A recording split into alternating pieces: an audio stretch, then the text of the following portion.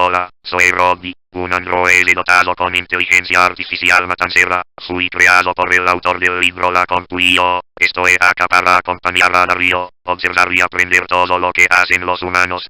Muy pronto podré dar mi punto de vista sobre la tecnología en el conurbano bonaerense, hasta donde nos permitirán llegar estos adelantos. Hola queridos lectores y amantes de los libros, bienvenidos al episodio 10 de esta serie que acompaña a nuestro libro La Compu y yo, y vamos a abordar hoy el capítulo número 9 que se llama Cámaras digitales y películas en la PC. Hoy arrancamos distinto, ¿no? Porque nuestro amigo, el androide, que hasta estos episodios se venía manteniendo callado, ya se presentó, ahora ya lo conocen, saben que se llama Robbie, y ha estado expectante, escuchando, sigiloso, al lado nuestro, aprendiendo, y como habrán visto, ahora ya nos puede hablar.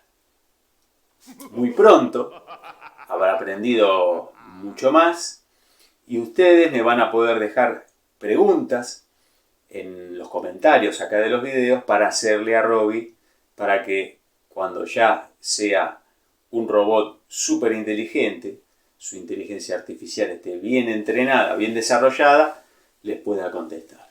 Así que vayan dejándome en los comentarios de los videos qué preguntas le quieren hacer a Robbie, esta inteligencia artificial bien entrenada en las artes del conurbano bonaerense, para que así les pueda responder. Bueno, como les decía entonces, el capítulo número 9 de La Compu y yo habla sobre las cámaras digitales, ¿no? Y las películas en la PC. Empecemos desarrollando entonces las cámaras digitales. En el episodio anterior apareció la página de Ciudad Evita, ¿no? Que era la respuesta que le dimos desde estas tierras a qué podíamos hacer con Internet, ¿no? Y es maravilloso cómo le convidamos al mundo nuestra historia, de qué se trataba esta ciudad jardín, qué es una ciudad jardín. Le fuimos contando lo bueno que tenemos en nuestra tierra, ¿no? Nuestra reserva natural, que está en peligro de extinción, pero algo todavía nos queda. En fin, usamos la herramienta de Internet para contribuir al mundo desde el lugar donde vivimos.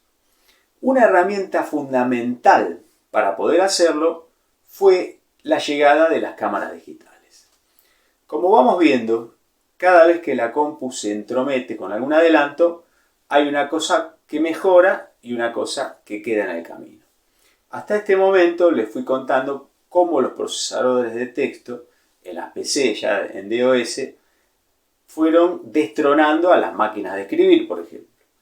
Antes de que apareciera la PC con una impresora y un procesador de texto, las estrellas, sin duda, eran las máquinas de escribir. Después, más adelante, aprovechando también las impresoras y estos software para hacer diseño de carteles, diseños de panfletos y folletos, se vieron comprometidos también algunos diseñadores gráficos e imprentas. Después aparecieron los CAD, los diseños asistidos por computadora, y la impresión de planos, por ejemplo, empezó a tomar protagonismo lo que fueran los primeros plotters. Impresoras de carro ancho todavía no tenían la calidad suficiente como para destronar esas copias heliográficas que se hacían antes en los planos, ¿no? En donde uno calcaba los originales que habían sido hechos en tinta, uno los calcaba y después lo mandaba a hacer ese proceso heliográfico en donde aparecían esos planos generalmente de un color medio así rojizo, violeta. Para los que estudiaron escuela técnica, y son pibes del Mundial y generación anterior a los pibes del Mundial, seguramente saben de lo que estoy hablando. Y los que no, les voy a dejar acá en nuestro querido monitor, que nos va ilustrando todo lo que vamos desarrollando. Les voy a dejar algún ejemplo de cómo eran esas copias heliográficas para que entiendan de lo que estamos hablando. Fundamental entonces, cada aparición que va siendo tecnológica, que viene de la mano siempre de la compu, nos va dando nuevas herramientas para ampliar nuestras capacidades humanas en principio. Fíjense que hubiera sido humanamente imposible llegar una sola persona con algunos colaboradores a tantos ciudadvitenses que habían sido diseminados por el mundo, ¿no? Por X razones, y sobre todo en los 90, que tuvimos ese famoso 1 a 1, mucha gente se empezó a quedar sin trabajo y se tuvieron que empezar a ir.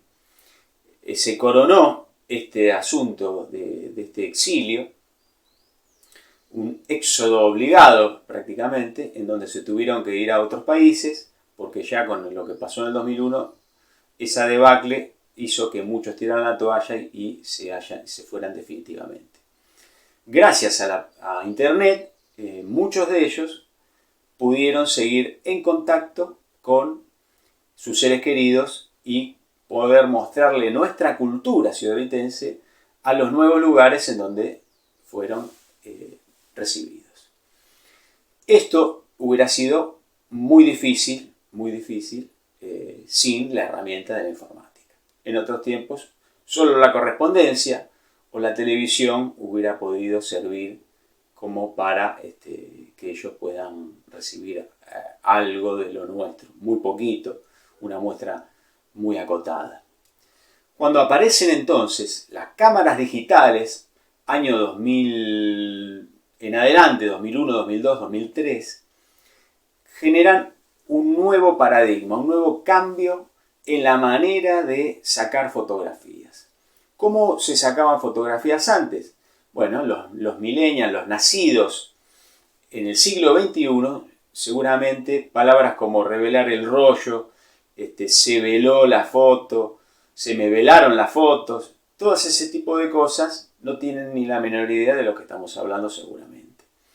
Es más, todos los nacidos en el siglo XXI, ya avanzados, probablemente tengan fotografías y videos desde antes de nacer hasta la actualidad.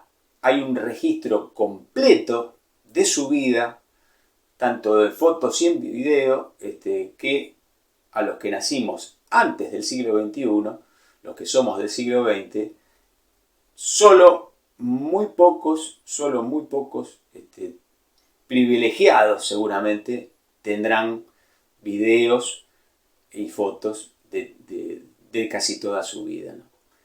Antes, las cámaras entonces, en vez de ser cámaras digitales, eran cámaras analógicas, y para poder tomar fotografías existían lo que se llamaban rollos fotográficos.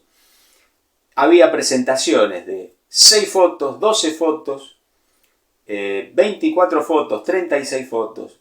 Esos eran los más comunes y eran bastante costosos, tanto para comprarlos como para revelarlos. Revelar era el acto de, una vez que yo sacaba las fotografías, tenía que ir a una casa de fotos para que el fotógrafo revelara el rollo y las imprimiera en un papel fotográfico en el cual nosotros íbamos a poner en el álbum y a disfrutar. Todo esto, que ya quedó en el siglo pasado, era bastante costoso, entonces cuidábamos mucho las fotos que sacábamos. Solo se sacaban fotos de momentos muy especiales y uno posaba y tenía mucho cuidado de no cerrar los ojos, de estar sonriendo, de cómo estaba vestido, porque eran tan pocas las oportunidades de sacar fotografías que cuando uno lo hacía quería que salgan perfectas. Así todo, siempre había algún despistado, ¿no?, que tenía los ojos cerrados, que salía mirando para otro lado, que no escuchaba cuando decían whisky para sacarte la foto y quedaban mirando para cualquier lado. Esto era terrible aparte porque los tiempos de revelado eran muy largos y además uno no llevaba a revelar el rollo hasta que se completaban la totalidad de las fotografías que tenía ese rollo. Por ejemplo, si era un rollo de 24 fotos, teníamos que sacar 24 fotos. A veces había una chapita y te venía una o dos fotos más, que generalmente esa última salía cortada, y recién ahí podíamos llevar a la casa de fotos ese rollo a revelar. Si no, se perdían muchas fotografías que no habíamos tomado. Se podía llevar si era importante, pero no era conveniente económicamente. Así que sacábamos las fotos, posábamos, y otra de las cosas que también cambiaron, a nadie se le ocurriría, salvo que tuviera un fotógrafo de confianza, de mucha confianza, o supiera revelar fotos y tuviera un cuarto oscuro en su propia casa.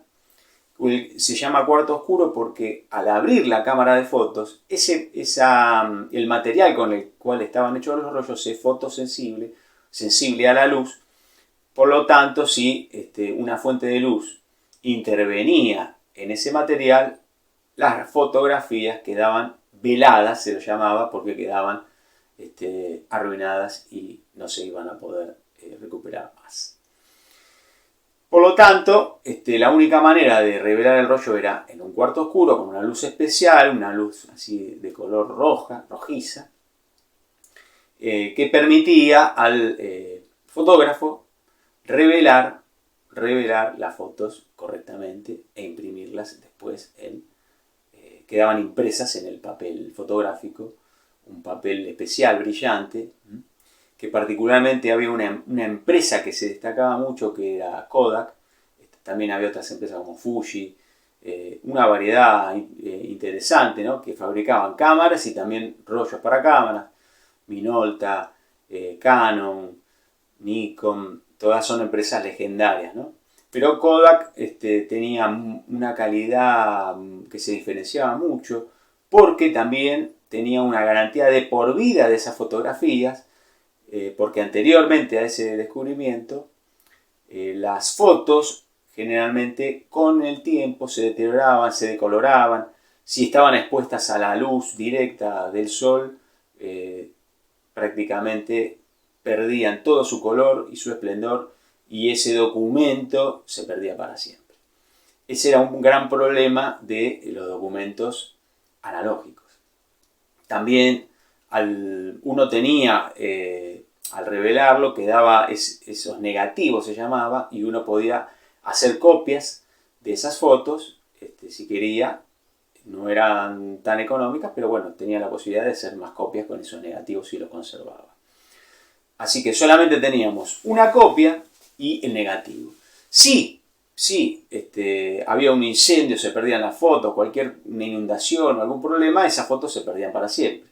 Hoy estamos acostumbrados a que las fotos están en la nube o podemos hacer muchísimas copias de seguridad y no entendemos el concepto de limitado en el campo de la fotografía. Pero en los tiempos analógicos, revelar esas fotos tomaba tiempo, tomaba trabajo y había una técnica, y a veces podía fallar y perdíamos todas las fotografías que habíamos tomado. Y otra de las cosas terribles y horribles que eran que justo en el cumpleaños, cuando estábamos sacándonos la foto ahí soplando la velita, el tío estaba con los ojos cerrados, la abuela estaba mirando para cualquier lado, le estaban haciendo los cuernitos al primo, y cuando te llegaba la foto y la veías decías, uy, mirá lo que estabas haciendo, salí con los ojos cerrados, qué mal que salí. Bueno, había un montón de discusiones y malestares que hoy basta con que terminaste de sacar la foto, a verla, uy, no me gusta, saca otra, o directamente sacan 4, 5 o 10 fotos del mismo instante y alguna vez le vas a pegar. Antes no era así, el fotógrafo tenía que ser bueno, tenía que ser de calidad, saber saber guiar a todas las personas que se iban a sacar la foto para encontrar el momento preciso y sacar una foto de calidad. Y lo que les decía entonces, el que no tenía cuarto oscuro y la posibilidad de un fotógrafo de confianza, las fotos de desnudo había que tener muchísimo cuidado porque si uno se sacaba una foto en una situación comprometida, el revelador, el fotógrafo que las revelaba, sí o sí las tenía que ver, porque tenía que chequear también la calidad de las imágenes, como que le daba cierta garantía. Entonces, si uno quería tener esas fotos de manera privada, reservada, era también un problema porque había algún que otro fotógrafo que se podía quedar con una copia y traernos ciertos inconvenientes. Así que era muy raro, es más, no estaba permitido sacarse ese tipo de fotos, además de que estaba mal visto. Imagínense, acá teníamos un fotógrafo en Ciudad Vita muy famoso, que ya ha fallecido, Don Henry, lo recuerdo con mucho cariño, que fue a quien tomó las fotos de mi casamiento, y él realmente era un fotógrafo muy profesional, sabía encontrar los momentos para sacar la foto perfecta, tenía todo un circuito acá por las casas de primera, hablaba con los vecinos, pedía permiso, se sacaban fotos en ciertas casas emblemáticas, era todo un arte y requería también de muchas habilidades sociales y de respeto que hoy, con todo este cambio que produjeron la llegada de las cámaras digitales, se fue perdiendo. Así que entonces las primeras cámaras digitales que fueron apareciendo generaron interesantes transformaciones. En el mundo analógico, la curiosidad así más avanzada, que no fuera de rollo, eran las famosas cámaras, las Polaroid, que imprimían directamente la foto. Uno la tomaba y automáticamente salía impreso, la sacudía así un poquito la foto y aparecía la imagen como mágicamente en el papel. Esa era la tecnología más avanzada de ese momento y uno podía verla, y esto que nos pasaba con este revelado que tardaba tiempo, no pasaba, y eran, digamos, las cámaras más de avanzada y destacadas de aquellos años. En cambio, cuando aparecieron las primeras cámaras digitales, la primera que yo tuve y que llegó a estas tierras fue la Sony Mavica. La Sony Mavica tenía, en vez de rollo, un disquete de 3,5. Entonces uno lo insertaba de costado y grababa las fotografías en el disquete. La resolución de las fotografías, o sea, el tamaño en el cual uno podía llegar a imprimirlas sin que se viera pixelada y mantuviera cierta calidad, era de 0,3 megapíxeles. Hoy los celulares tienen más de 30 megapíxeles, 50 megapíxeles, ¿sí? Es tremenda la calidad que hoy los lentes de las cámaras actuales han llegado a alcanzar. Pero en aquellas primeras cámaras, 0,3 megapíxeles era muy limitado y el tamaño de las fotos era de 640 por 480 píxeles, muy limitado, ¿no? Muy limitado. Entonces podíamos imprimir en una hoja A4, media página, más o menos la calidad era aceptable, pero tanto las impresiones, ¿no? Porque todavía las impresoras, había impresoras de matriz de punto, había impresoras de inyección de tinta a color y también había impresoras láser.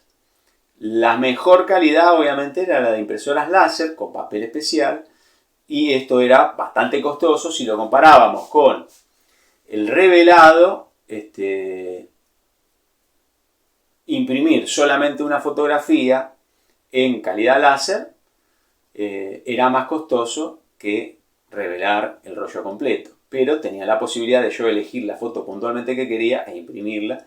Esto sin duda fue una ventaja, sumado a que si al tomar la fotografía había algún error, uno la podía editar con un programa de edición, como hoy ya están recontra acostumbrados, ¿no? Ya es raro que se impriman las fotos, pero uno ahora le puede aplicar filtros, le puede aplicar un montón de efectos que antes eso era solamente en el campo de lo profesional y con técnicas analógicas que los que, por ejemplo, son fanáticos de Star Wars, cuando ven esos especiales de cómo en los episodios más antiguos, el 4, 5 y 6, se trabajaban analógicamente para lograr los efectos especiales, bueno, con esas mismas técnicas artesanales y analógicas eran que se podía aplicarle los efectos a las fotos antes. Se jugaba mucho con los lentes de las cámaras y nada que ver con hoy estar sentado en la PC usando el mouse, usando tabletas con lápices digitales. Uno puede lograr hacer modificaciones impresionantes que uno ya le cuesta distinguir entre la realidad y la ficción. Y si a eso ya hablamos de inteligencia artificial, donde ya uno ni siquiera tiene que tomarse el trabajo y tener la virtud de modificarlas por uno mismo, basta con pedirle a la inteligencia artificial lo que queremos que se modifique, que en muchos casos logra resultados impresionantes y sin ningún tipo de intervención de un artista humano. Si no, pregúntenle a Robbie qué opina al respecto. Pero realmente había que prepararse mucho, conocer mucho en aquellos tiempos, en aquellos primeros tiempos, para hacer retoques con el famoso Photoshop o de la empresa Adobe, generalmente del mundo de las Macintosh, también en PC, pero había otras empresas, como por ejemplo Corel, que tenía su PhotoPaint, muy famoso también, que todavía continúa vigente y le hacía la competencia al retoque fotográfico. También había de otras marcas, el PhotoFinish, en fin, hasta se podía llegar a hacer algún retoque básico, una modificación con el Paint que venía con las versiones de Windows, obviamente con unas posibilidades limitadas, pero algo se podía hacer.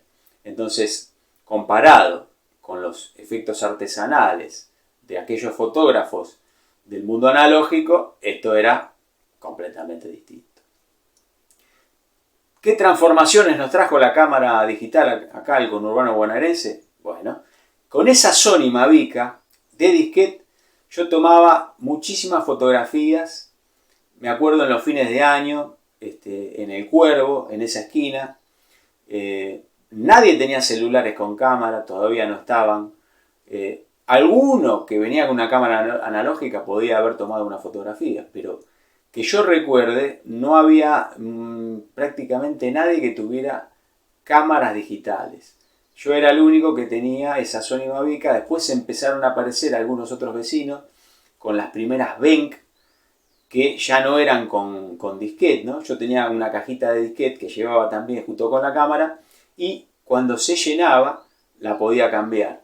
Entraban creo que hasta 18 fotografías, ¿no? En una calidad que dejaba mucho que desear, pero la posibilidad estaba en que cuando se llenaba el disquete, sacabas el disquete y ponías otro disquete y seguías tomando fotografías. Tenía un flash muy limitado y si no había buena luz, la calidad de la fotografía era lamentable, era bastante pésima. Todavía conservo varias fotos, como yo empecé desde el primer momento con cámaras digitales, tengo fotos de todas las épocas y he vivido toda la evolución de las cámaras digitales, así que es impresionante el avance y la calidad fotográfica, sobre todo del video que hemos alcanzado hoy digitalmente, que para lograr eso era imposible en aquella época superar a la calidad analógica.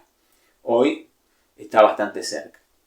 Así que prácticamente no se distingue una foto analógica de una digital, la calidad que se logra. Y las técnicas de impresión también han avanzado tanto que al imprimir la fotografía se logran excelentes resultados. Excelentes resultados. Las empresas que hacían cámaras tradicionales, muchas se fueron reconvirtiendo y sacando versiones de cámaras digitales. Kodak, Minolta, Sony, todas esas empresas fueron haciendo cámaras digitales y sus versiones. Todas estas, había algunas ediciones de lujo que usaban los profesionales, las famosas cámaras reflex, con grandes lentes analógicos, zoom óptico, que permitían tomar fotografías con ampliaciones muy buenas. Y esto era una limitación en las primeras cámaras digitales, que muchas no tenían zoom óptico y las que tenían eran muy limitados y de muy bajo alcance y nivel de zoom. 3X era algo que ya encarecía muchísimo la cámara. Yo tuve una Fuji, por ejemplo, una cámara Fuji con 3X, y en ese momento costaba 3 veces más que una que no tuviera zoom. Entonces, no cualquiera tenía acceso a estas cámaras digitales, pero el que las tenía era una ventaja. Además, como no todos tenían PC, no tenía mucho sentido comprarse una cámara digital si uno después no tenía una PC donde bajarla. Y si no tenía impresora, ¿cómo las mostrabas a los demás?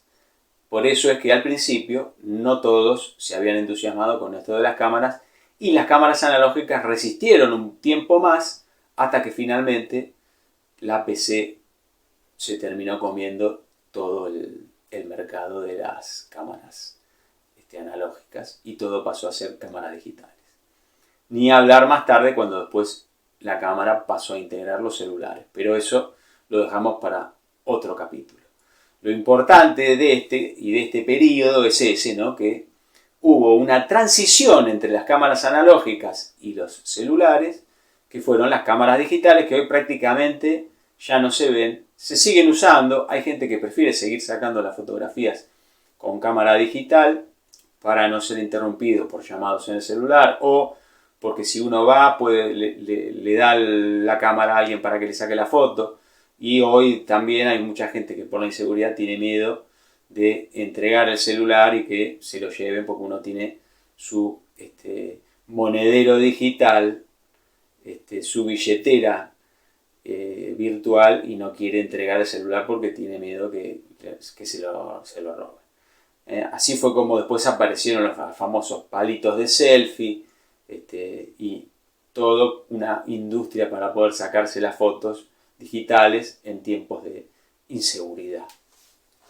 Pero antes, uno era muy común con las cámaras analógicas, pasaba alguien, me tomás una foto, todos sabían sacarla, había alguno que otro que no se esforzaba mucho y por ahí te cortaba los pies, te cortaba, es más, el más tirano, el más malvado te cortaba la cabeza en las fotos analógicas. Total, vos no te ibas a enterar hasta que revelaras ese rollo. Esa era una de las famosas tragedias del mundo de las cámaras analógicas, ¿no? Que si le pedías a alguien que no conocías que te saque una foto, te corte la cabeza y después lo mandan. Le recitabas un rosario, esté donde esté, que seguramente le llegaba. También estaban los famosos fotógrafos, me acuerdo que uno iba a algún restaurante o algo y te sacaban la foto, te pedían el correo, le abonabas ahí la fotografía y después te mandaba la foto a tu casa.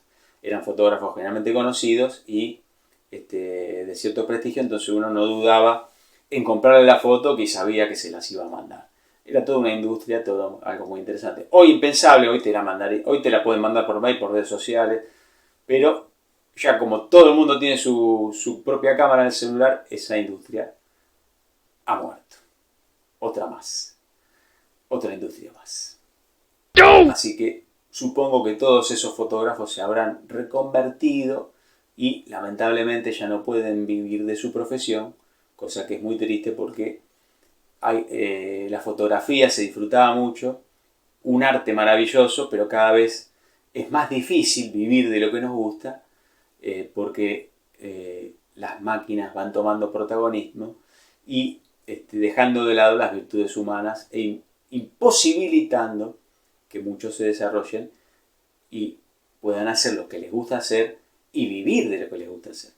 Pero bueno, en algún momento supongo que le encontraremos la vuelta a todo esto. Y si no, Pregúntenle a Robbie a ver qué opina. Así que entonces las cámaras digitales transformaron acá en el conurbano bonaerense mucho, porque antiguamente los periodistas eran profesionales dedicados, fotógrafos profesionales para medios gráficos, empezaron a también ver en peligro su trabajo, porque ya ahora muchos tenían fotografía. Acá en la ciudad, una de las revistas más prestigiosas era la revista Para Todos, y me acuerdo que Blas tenía un fotógrafo.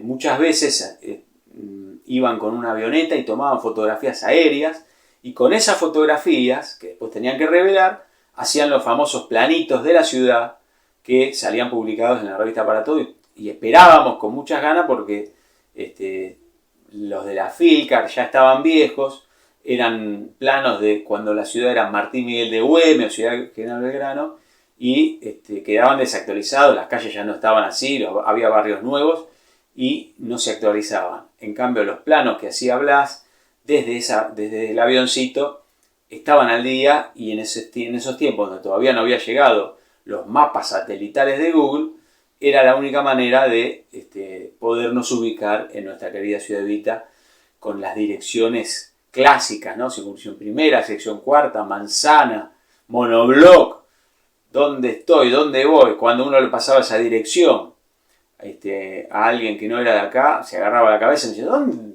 No entiendo nada. Bueno, imagínate entonces si no tenías el plano actualizado, ¿no? Con las fotos que sacaba el fotógrafo de Blas, era imposible.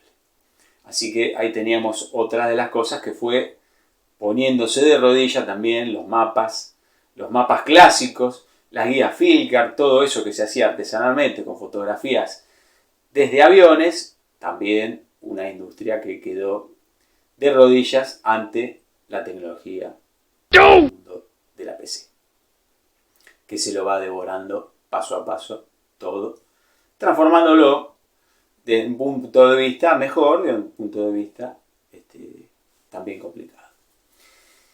Así que entonces las cámaras fueron ampliando los megapíxeles. Hoy lo que se mira más que nada en la cámara son los zoom, los megapíxeles, y en esa transición me acuerdo cuando empezaba a aparecer otros periodistas con cámaras digitales, se empezó a enriquecer todo ese mundo y se empezó a compartir material que por ahí yo, no sé, iba el día de la primavera a Setia, que es un recreo que hay acá cerca de Ciudad Evita, y todos los chicos, los estudiantes iban a festejar el día de la primavera, el día del estudiante ahí, y yo iba con mi cámara, sacaba fotografías, y así nuestra sección de tribus se nutría de un montón de imágenes inolvidables que todavía conservo ahí con muchísimo cariño, y en momentos donde salía carísimo sacar una foto, los chicos podían llevarse un hermoso recuerdo de forma gratuita, gracias a la página de la ciudad, porque después entraban ahí, la descargaban,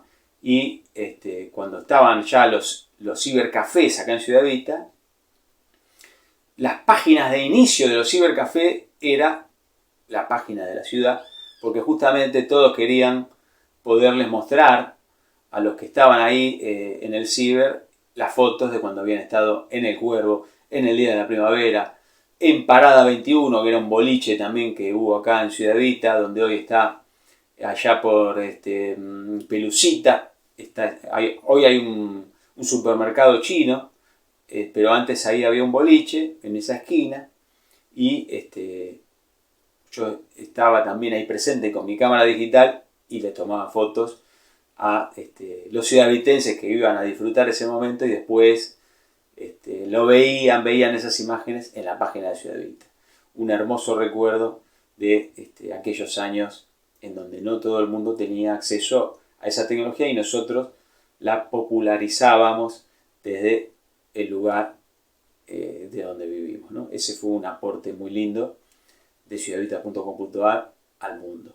Todavía están esos recuerdos, y es más, había vecinos que se habían ido y me decían, me mandaban un correo electrónico diciendo, ¿podrían tomar una fotografía de tal casa que era donde yo vivía o la escuela donde yo iba? Entonces uno iba y tomaba la fotografía, y después ellos de allá le mostraban a su familia, a sus amigos, dónde habían crecido. Realmente muy emotivo. Por eso han solicitado libros de todas partes del mundo en agradecimiento a esos esfuerzos y a ese trabajo que se hizo durante estos más de 20 años de la página de Ciudad Evita, ciudadevita.com.ar, página en donde sabías quién estaba atrás de esa tecnología, no como hoy, que los dueños de las grandes corporaciones muchas veces son accionistas que no dan la cara, no sabemos quiénes son, ni sus intenciones, ni lo que hacen con los datos personales que todo el tiempo están registrando de manera constante y estamos alimentando todo ese ecosistema donde firmamos contratos de letra chica que muchas veces ni siquiera leemos y aceptamos y después no sabemos qué hacen con esos datos. Con la página de Ciudad Evita todos sabían quién estaba atrás, quién les habla, y sabían que era garantía de que con esos datos no se iba a hacer nada malo ni nada que no tuviera que ver con el beneficio, el progreso, la memoria y el cariño con la ciudad donde vivimos. Por eso es muy importante conocer quién está detrás de la tecnología que utilizamos. Así que quiero mandarles un cariño muy especial a Bruno Barrios, que fue el fotógrafo de Ciudad Evita durante mucho tiempo, cuando ya él después tuvo su propia cámara digital, nos mandaba fotografías que publicábamos, porque a veces era imposible estar en todos lados al mismo tiempo, entonces si él había estado en un evento, después las compartía.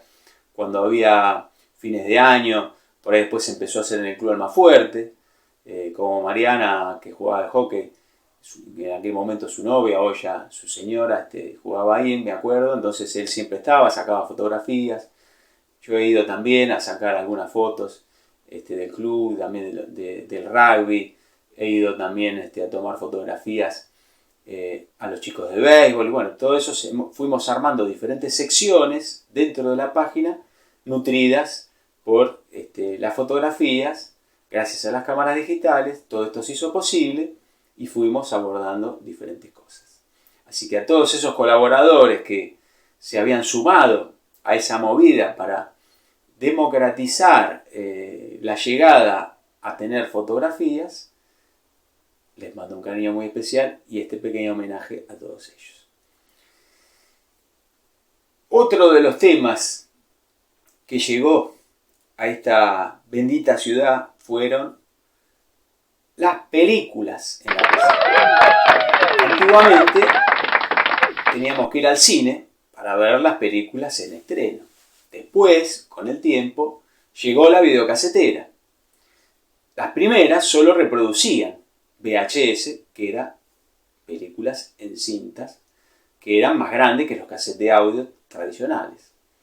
Hoy ya, para los nativos digitales que arrancaron su existencia en el siglo XXI, puede que algunos de sus papás conserven VHS de aquellos años analógicos y sepan de lo que hablamos. Los que no, porque muchos han hecho ya borrón y cuenta nueva, han tirado todos los VHS, todas las películas, todos los registros analógicos. Los que no saben de lo que hablo, les dejo en nuestro monitor material para que entiendan de lo que estamos hablando. Las películas se grababan en VHS en ese momento. Esto dio origen, ¿sí?, a los famosos videoclubes. ¿Por qué? Porque para ver esos VHS teníamos que tener videocaseteras que eran para reproducir ese formato de cassette de video. Como eran costosas, comprar tantas películas, empezaron a surgir los famosos videoclubes en donde nos alquilaban la película porque o ibas al cine o la tenías que ver en la tele y en la tele tardaban bastante tiempo en llegar. No eran baratas, eran bastante costosas, así que había que, si uno la quería comprar, tenía que ser una película que le gustara mucho. Y bueno, después la podías ver 1, 2, 3, 4, 5 veces y después ya te quedaba ahí y no tenía mucho sentido. Así que empezaron estos videoclubes que eran clubes de gente que quería ver películas y tenían un nutrido catálogo de muchísimas películas en donde uno entraba y estaban todas las paredes con las cajitas y uno elegía la película que quería ver, te la alquilaban y así disfrutabas el fin de semana de la película. La tenías que devolver rebobinada porque encima uno la veía cuando llegaba al final de la película, había que rebobinar la cinta al comienzo para que cuando uno la entregaba y el próximo que iba a alquilar la película la pudiera disfrutar como correspondía desde cero. Era realmente enervante. Uno se enojaba muchísimo cuando alquilaba la película, la ponía y estaba sin rebobinar. Después iba y le decía al dueño del videoclub, me diste la película sin rebobinar. Entonces el tipo se fijaba a quién se la había alquilado antes y le cobraba algún punitorio o le hacía un llamado de atención para que entregue la película rebobinada. Y las cajitas en donde uno alquilaba, donde te ponían las películas para que las lleves a tu casa y no se dañen, generalmente tenían el logo del videoclub y atrás decía, por favor entregue la película rebobinada. Esto fue todo un acontecimiento. Estaba buenísimo ir al videoclub, elegir la película, tenías las recomendaciones del dueño del videoclub y así a veces te comías algún garrón porque no era lo que te habían prometido y bueno, se corrían esos riesgos. Pero otras eran descubrimientos muy interesantes. Una época muy linda la de los videoclubs. Yo me acuerdo con 14 años trabajé ahí cargando películas con un programita ahí de computadora muy, muy básico en donde estaban los primeros software para manejar ahí las películas que se alquilaban, que iban reemplazando las famosas fichitas manuales donde uno tenía que, el dueño del videoclub tenía que estar revisando permanentemente, bueno, a quién le entregué la película, era todo bastante artesanal, tomaba bastante trabajo, que esto después se fue agilizando con la llegada de la computadora, que ahí los ayudó, pero después, cuando arrancó el CD con el formato DivX de las películas, ese fue el inicio de lo que terminara aniquilando después a los videoclubs. Pero no fue solo el CD, después vino el DVD. Un DVD permitía, digamos, en CD con el formato DivX uno podía grabar una película con una calidad aceptable, ¿sí? Después empezó a llegar el DVD, que son aproximadamente 6 CD pueden entrar en un DVD, ¿no? Con lo cual, el formato DVD, que era un formato con una calidad bastante buena de película, ya era una competencia fuerte con el VHS. Y después llegaría el Blu-ray más tarde, que ya era maravilloso y prácticamente muy superior a la calidad de los VHS, ¿no? Pero la época dorada de las películas en PC fueron los DVD. ¿Qué videoclubes había acá en Ciudad Vita en esos tiempos? El primero que yo recuerdo acá en esta zona, de Reinalda Rodríguez, donde está la parada mítica de la enfermera, ahí cerquita, en ese mercadito, era el Videoclub Hollywood.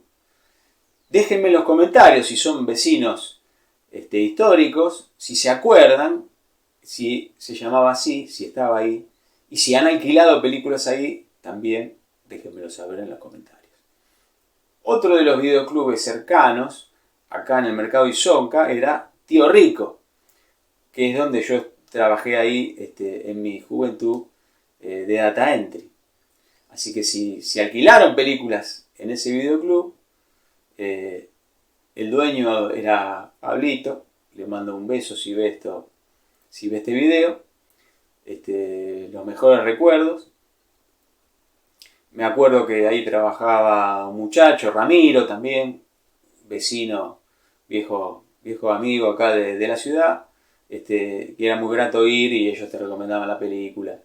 La pasábamos muy bien, a veces cuando te recomendaban cualquier cosa también, uno nos mandaba freír churro, porque ¿qué me recomendaste? No, bueno, pero a mí me gustó, y bueno, había lindos debates que se armaban ahí en el videoclub sobre las películas que habías alquilado, ¿no? Clásicos no podían fallar, obviamente, Volver al Futuro, Arma Mortal, Duro de Matar, Rambo, Cobra, mucha película de acción, ¿no? En los 90, en los 80 y 90, mucha película de acción. Después ya, cuando llegó la época del CD y del DVD, los videoclubes empezaron a tener problemas con esto, porque entre alquilarte la película y grabarte directamente en un CD o en un DVD, la gente directamente se la grababa y ya no se alquilaba. Acá la piratería empezó a destrozar a los videoclubes, que todos decían, al videoclub lo mató el cable, la televisión por cable. Pero no, porque era otro servicio. La televisión por cable, uno hacía zapping, había muchos canales, pero a veces no encontraba la película que quería ver y era un problema. Entonces los videoclubes seguían siendo competitivos. Lo que mata a los videoclubes es internet más las películas, porque entonces uno las empezaba a descargar y después empezó el famoso streaming. Hoy tenemos Netflix, hoy tenemos Apple TV, hoy tenemos un montón de Star, Disney, cada uno tiene su propio streaming y eso fue lo que realmente mató al videoclub. La posibilidad de ver la película que uno quiere en el momento que uno quiere y no tener que llevarla hasta el videoclub, que era lo que cansaba a la gente. Lo único que siempre se le criticó al videoclub era que tenía que uno levantarse después temprano y llevar la película, devolverla, si no le cobraban el punitorio. Pero bueno, después cadenas grandes como Blockbuster, otros videoclubes clásicos conocidos que resistieron hasta el final, le buscaron la vuelta y había alguna forma de devolver la película sin tener que llevarla y todavía seguían siendo competitivos. Pero bueno, nuevamente la tecnología le terminó ganando la batalla al videoclub, a la tecnología de ese momento, que eran las videocaseteras, por su calidad, por su practicidad y bueno, por su comodidad sobre todas las cosas. Así que, pero bueno, los mejores recuerdos de los videoclubes, creo que fue algo muy lindo. Ya no existen más, pero fue algo muy lindo. Quedan algunos videoclubes en barrios en donde todavía hay gente que utiliza los VHS y hay todo un culto muy lindo en el cual sigue resistiendo, y a los que quieran vivir la experiencia les recomiendo que vayan y que los conozcan. Y los que son de las pibes del mundial y anteriores del siglo, son como yo del siglo XX y fueron a los videoclubes, déjenme en los comentarios qué videoclubes de la ciudad recuerdan, a los cuales iban a alquilar películas y dónde quedaban, ¿no? Que me venga a la memoria, no sé, Black Video Club, Ecus, el videoclub Chaplin, muy famoso también. Pero bueno, déjenme ustedes en los comentarios dónde quedaban, si alquilaban películas, cómo se llamaba el dueño o quien los atendía, si les recomendaban buenas películas. Déjenme esos comentarios, que va a ser muy enriquecedor, y en futuras ediciones de los libros vamos a poder recordar esa historia también de Ciudad Vita de la mano de los videoclubes. En Ciudad Vita Leyenda y Realidad, como es más que nada la parte histórica de la ciudad, no hablamos de los videoclubes porque ya son bastante más modernos, ¿no? Entonces no entra en ese periodo histórico, pero lo podemos abordar acá en la compu yo, así que estaría bueno si entre todos me ayudan a recordar todos los videoclubes que hubo. Así, acá en el monitor les voy a dejar algunas publicidades de nuestras revistas ciudadvitenses viejitas, en donde salían las propagandas, ¿no? Decía videoclub tal, venite, atendido. El videoclub de la ciudad, me acuerdo que fue uno de los que presentó más batalla a la modernidad y había incorporado también cartuchos de Family.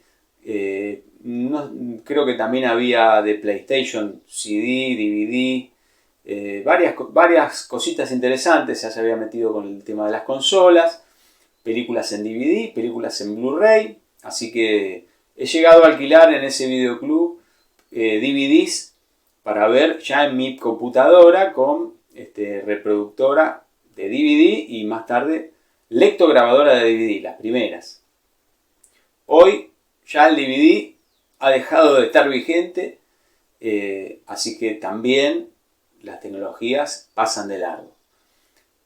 Más adelante, en los próximos episodios, tenemos un capítulo que habla de los Blu-ray, así que ahí retomaremos este tema y lo desarrollaremos más en profundidad.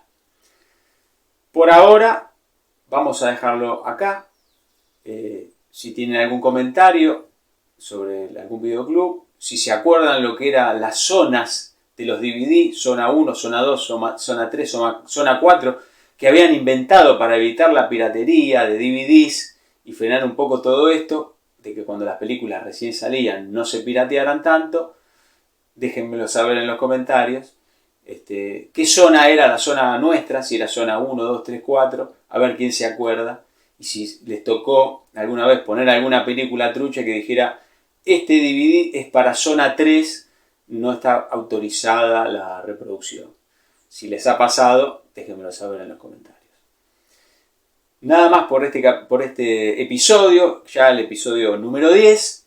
Nos estaremos encontrando en el episodio número 11 con el capítulo número 10. Les quiero agradecer a todos los que vienen viendo esta serie de La Compu y Yo, a todos los que se suscribieron al canal, a todos los que van compartiendo estos episodios, los que compraron el libro y ya están disfrutando de la experiencia dual, tanto analógica como digital, que esa es la idea de este autor, de que puedan vivir lo mejor de los dos mundos, que eso es lo que hace que sea más completa la mirada de las cosas y no solamente un recorte como pasa con solamente lo digital, que es un recorte del mundo real, del mundo analógico. Así que para poder vivir toda la experiencia deben estar las dos cosas. Nada más por este episodio. Un abrazo ciudaditense muy grande a todos ustedes. Les agradezco su presencia. Como siempre, mejor regalar libros. Hasta la próxima.